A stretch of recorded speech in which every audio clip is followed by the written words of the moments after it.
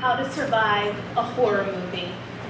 The sky is the kind of gray you might find at the bottom of a Wabaho windshield washing station, that pervasive gray of autumn only occasionally disturbed by the tumbling of leaves towards gutters. We're pleased by the setting, find it romantic in the capital R Byron way as we sip on chipped porcelain and chat about anything, nothing. Killing time with the gusto of psychopaths while waiting for 6:30 and Out Loud. Then, between sips and comments on Dave's disdain for the Mormons, I feel wind, a finger of cold tap on my shoulder.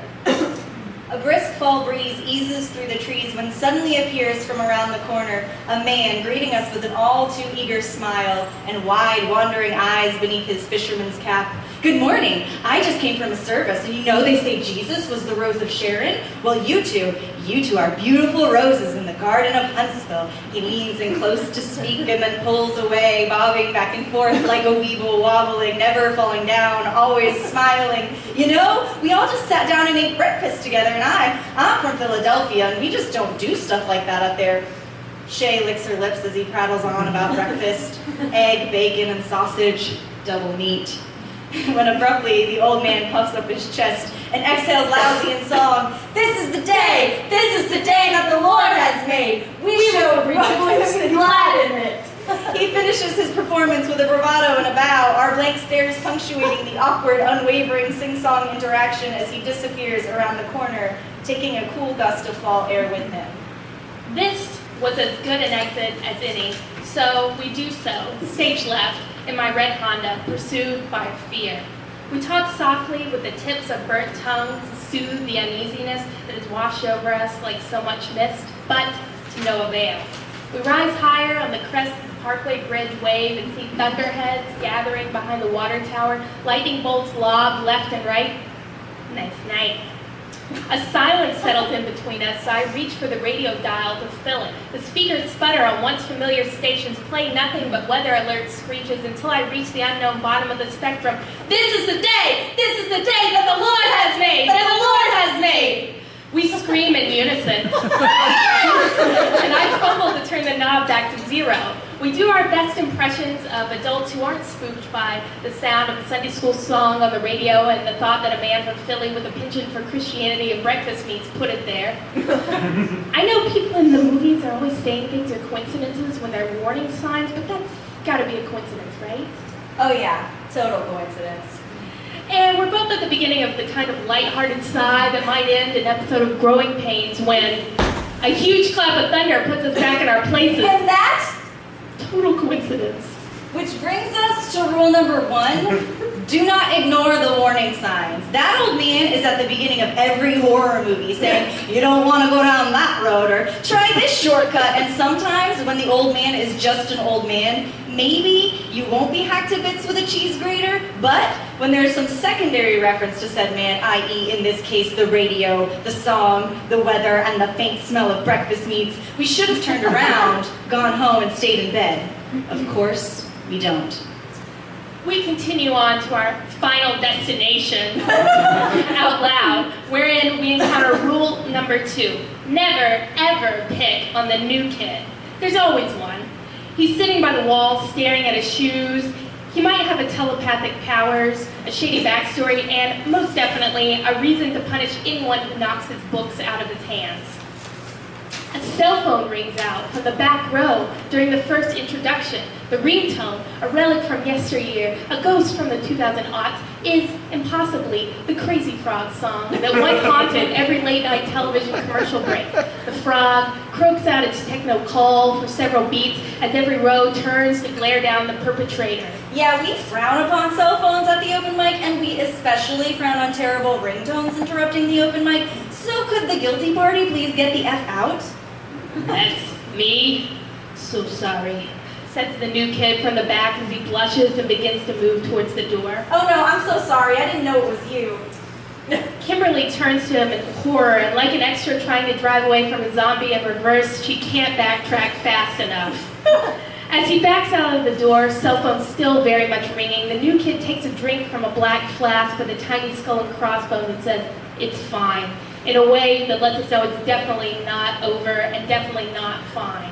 Rule number 3, the obvious error of every horror movie ever asserts itself all too soon. When the first person disappears, do not go looking for them. I call the new kid's name 2 more times and even try to rally an applause to bring him back in, but to no avail. The familiar faces swivel in their seats, eyes glued to the door rather than having to witness my obvious discomfort. When Logan, tempted by the flask of mysterious liquor, offers to adventure into the unknown outside the room and retrieve the new kid in the booze with a flashy, "I'll be right back." flashback to the room interior where rule number 4 and rule number 5 are teaming up against a new victim. It's never who you expect it to be. And don't get drunk in scary situations. Dave sips on his rum and coke at the microphone, clearing his throat, beginning to start an open letter to the skeletons in your closet. And suddenly, he lowers his glass, spilling slightly, a true sign of the severity of the situation. Coughs growing more violent as they escape his chest, foams at the mouth, seizes, collapses to the floor. Panic rushes through the crowd as I rush to the mic and try and save the show with a joke and uncomfortable laughter. As Shea checks his pulse and shakes her head up at me. Here is where we confirm the inevitable. We are fucked. Royally fucked. A lightning crash and a boom of thunder confirms it. Yet, the show goes on to the next reader that begins a poem entitled, "My love is like a bird." Love, you are so sweet. I love your little feet. And when you say, tweet, tweet, tweet, tweet, my heart begins to beat, beat, beat, beat.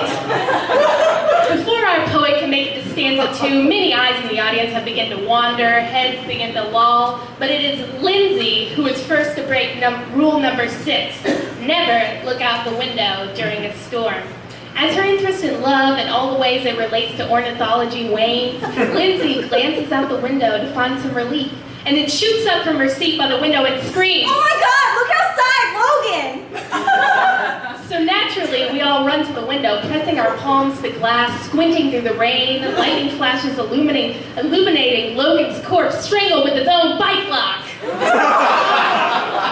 Rule number 7, do not try to rationalize this. Realizing you are in a horror movie will help you get out of the horror movie. Shea nervously laughs and tries to steer us back towards a comedy. I mean, Logan was always so hung up on cycling. Babbling on about how Logan tripped and fell that way.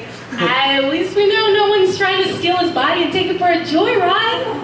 Her stand-up routine always appearing at the most inopportune times. And gosh, I mean, a spoonful of rum always takes Dave down, right? Rule number 8, listen to Chuck. I mean, the guy who knows everything actually knows everything.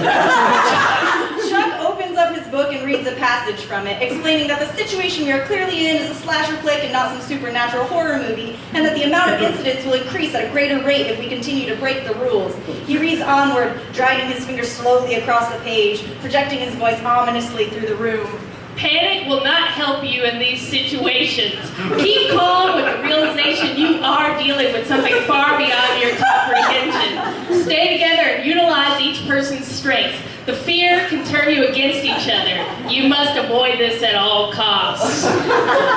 I cut him off, explaining that it's not okay for him to read out of turn as Lindsay was signed up next. I need to keep some order. Lindsay noisily pushes back her chair, claiming it's fine, he can read, I have to pee anyway. Lindsay finds herself in the bathroom post-pee, adjusting her bra strap and checking that that shade of lipstick she's just applied complements her top, because I mean, she'd prefer to be camera ready when Channel 48 shows up to interview the eyewitnesses. And here, she encounters rule number 9, never look in a mirror. She side-eyes her hair and notices just the tip of a bloody knife held above her left shoulder. She screams as the blade comes down on her side and grabs her gushing arm as she hobbles back to the room. When she enters, Lindsay has just enough breath to sigh, "Bathroom, knife!" before collapsing in a heap beside the snack table, wherein Jeremy leads us to rule number 10, do not seek vengeance, seek safety. Having just witnessed his wife fall into a heap, Jeremy storms into the hallway to punch the ghost/ghoul who hurt his wife right in the ghost/ghoul nuts. We all know it won't end well. Shit hits the fan and the bodies pile high. Point out anyone as the next suspected killer, and that person will surely be the next to die. Wear glasses? You're basically already dead. Taking the stairs? Dead. Try the elevator? Dead. Made popcorn ever in your life? You better believe you're dead. Had sex ever in your life? Hope it was worth it, because now you're dead. The open mic portion of the night comes to a close, and with no one to do the introduction, the featured reader takes to the stage in front of a captive audience. We find the seats filled with slack-jawed bodies, unable to whisper or cough or send a text during the featured performance, the perfect audience. And so the featured takes to the mic for her final act and begins to coo, to sing. This is the day. This is the day That the Lord has made. that the Lord has made. I will rejoice. I will rejoice And be glad glad in it.